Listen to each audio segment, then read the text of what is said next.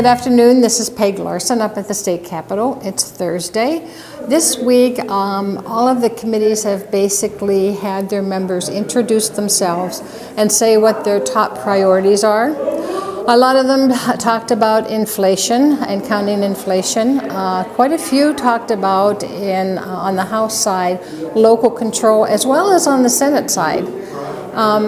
There are a lot of new members on the House Education, Finance, and Policy Committee, and a lot of members off of the Education, Finance, and Policy, which is one committee in the Senate with Chair Uyghur. Today, they talked about workforce development.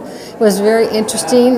Bloomington, Anoka, and a lot of other schools are looking to do a lot of what Rochester is doing, and how they're going about it. And I think they're going to like our bill very much about being able to pay or have non-licensed people be teachers.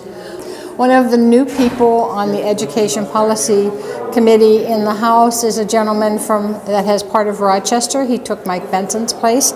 His name is Pearson, P-I-E-R-S-O-N. And what he had to say was that he doesn't believe that education should have to have one size fit all. He's a very interesting gentleman.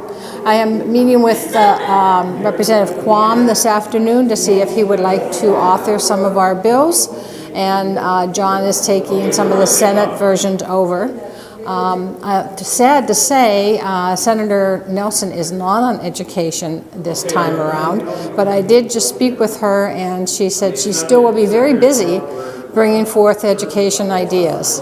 Next week, they're going to talk about facilities, and they are going to talk about technology in the coming weeks and early childhood, and there should be some interesting topics in the Senate. I don't know when the House is going to get into their topics or their bills. Right now, they're walking through the basics of education, finance, and No Child Left Behind, and how that came about and how Minnesota got a waiver. Until next week, have a great weekend. We'll talk to you then.